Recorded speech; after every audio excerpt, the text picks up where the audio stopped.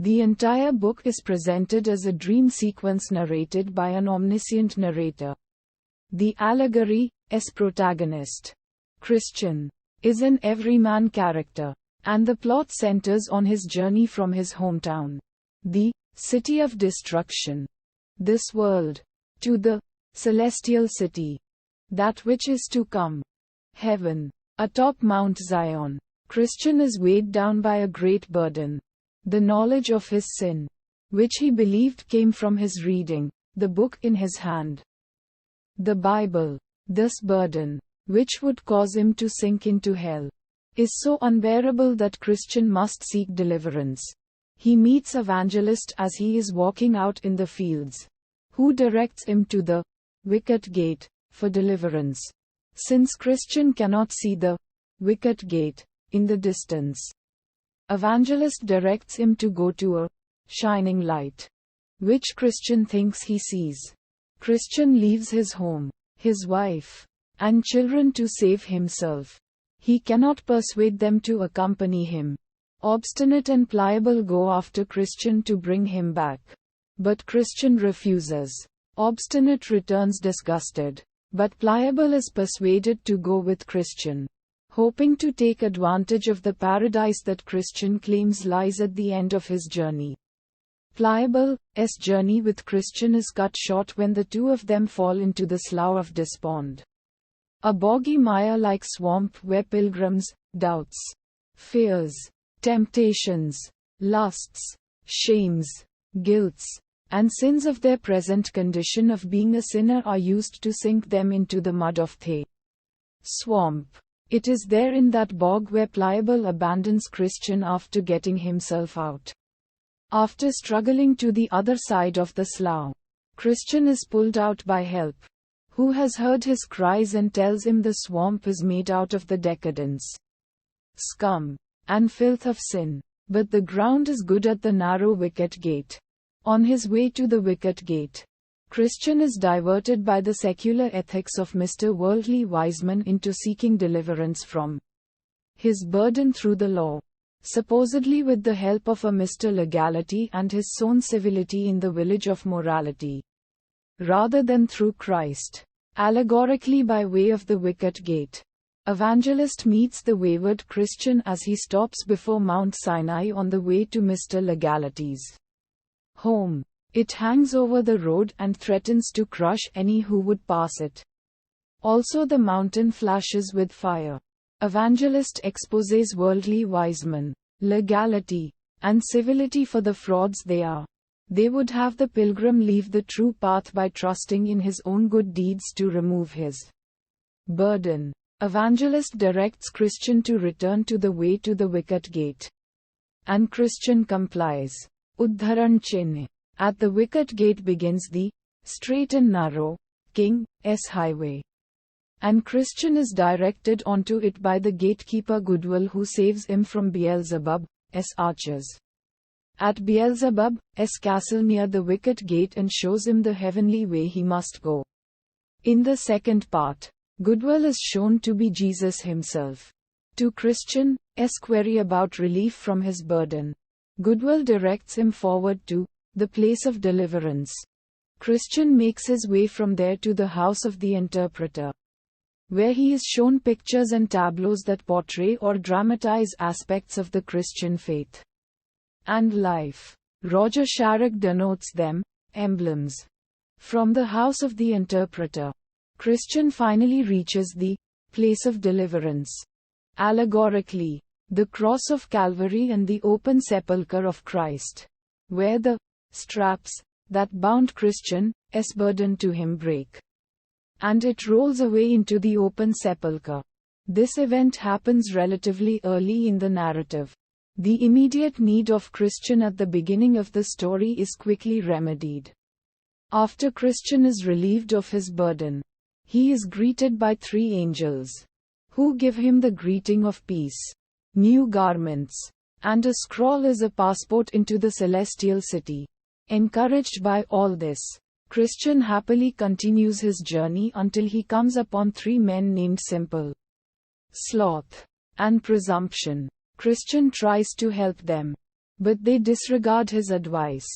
Before coming to the hill of difficulty, Christian meets two well-dressed men named Formality and Hypocrisy who prove to be false Christians that perish in the two dangerous bypasses near the hill, named Danger and Destruction. Christian falls asleep at the arbor above the hill and loses his scroll, forcing him to go back and get it. Near the top of the hill of difficulty, he meets two weak pilgrims named Mistrust and Timorous who tell him of the great lions of The Palace Beautiful. Christian fearfully avoids the lions through Watchful the Porter who tells them that they are chained and put there to test the faith of pilgrims. Atop the hill of difficulty, Christian makes his first stop for the night at the house of the Palace Beautiful, which is a place built by God for the refreshment of pilgrims and godly travelers. Christian spends 3 days here, and leaves clothed with the armor of God. Af. 6:11 which stands him in good stead in his battle against the demonic dragon like Apollyon, the Lord and God of the city of destruction, in the valley of humiliation. This battle lasts over half a day, until Christian manages to wound and stab Apollyon with his two-edged sword, a reference to the Bible. Heb. 4:12 and with that Apollyon spread his dragon wings and sped away. Uddharan Chinna. As night falls, Christian enters the fearful valley of the shadow of death. When he is in the middle of the valley amidst the gloom, terror, and demons, he hears the words of the 23rd Psalm, spoken possibly by his friend Faithful. Yea, though I walk through the valley of the shadow of death, I will fear no evil, for thou art with me. Thy rod and thy staff they comfort me. Psalm chapter 23 verse 4. As he leaves this valley, the sun rises on a new day. Just outside the valley of the shadow of death he meets Faithful, also a former resident of the city of destruction, who accompanies him to Vanity Fair, a place built by Beelzebub where everything to a human's taste, delight, and lust is sold daily, where both are arrested and detained because of their disdain for the wares and business of the fair. Faithful is put on trial and executed by burning at the stake as a martyr. A celestial chariot then takes Faithful to the celestial city, martyrdom being a shortcut there. Hopeful, a resident of Vanity Fair, takes Faithful's place to be Christian's companion for the rest of the way. Christian and Hopeful then come to a hill called Lucre where there is a silver mine. A man called Demas urges them to join in the mining going on. But Christian sees through Demas' trickery and they avoid the mine. Afterward, a false pilgrim named by Enns and his friends, who followed Christian and Hopeful only to take advantage of them, perish at the hill Lucre, never to be seen or heard from again. On a rough, stony stretch of road, Christian and Hopeful leave the highway to travel on the easier bypath meadow, where a rainstorm forces them to spend the night. In the morning they are captured by Giant Despair, who is known for his savage cruelty, and his wife Diffidence. The pilgrims are taken to the giant's doubting castle, where they are imprisoned, beaten and starved. The giant and the giantess want them to commit suicide, but they endure the ordeal until Christian realizes that a key he has, called Promise, will open all the doors and gates of Doubting Castle. Using the key and the giant's vulnerability to sunlight, they escape. Uddharan Chinna. The Delectable Mountains form the next stage of Christian and Hopeful's journey, where the shepherds show them some of the wonders of the place, also known as Emmanuel's land. The pilgrims are shown sights that strengthen their faith and warn them against sinning, like the hill error or the mountain caution. On Mount Clear, they are able to see the celestial city through the shepherd's perspective glass, which serves as a telescope. This device is given to Mercy in the second part at her request. The shepherds tell the pilgrims to beware of the flatterer and to avoid the enchanted ground.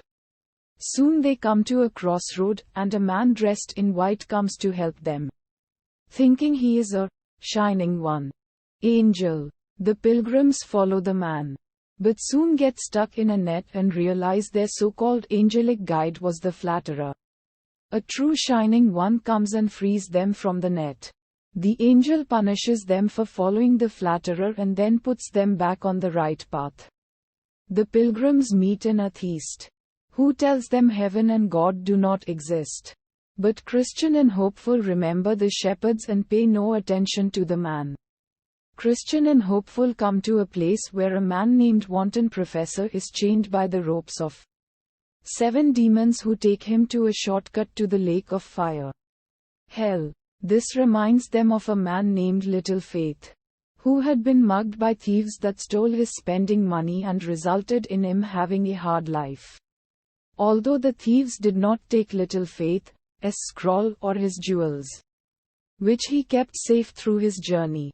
On the way, Christian and Hopeful meet a lur named Ignorance, who believes that he will be allowed into the celestial city through his own good deeds rather than as a gift of God's grace. Christian and Hopeful meet up with him twice and try to persuade him to journey to the celestial city in the right way. Ignorance persists in his own way that he thinks will lead him into heaven.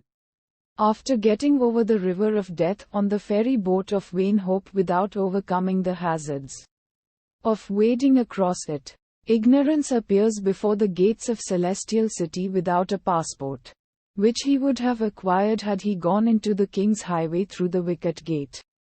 The Lord of the Celestial City orders the Shining Ones, angels, to take Ignorance to one of the byways of hell and throw him in. Uddharan Chinna. Christian and Hopeful, with deep discourse about the truth of their glorious salvation, manage to make it through the dangerous enchanted ground, a place where the air makes them sleepy, and if they fall asleep, they never wake up, into the land of Beulah, where they ready themselves to cross the dreaded river of death on foot to Mount Zion and the Celestial City. Christian has a rough time of it because of his past sins wearing him down. But Hopeful helps him over, and they are welcomed into the Celestial City.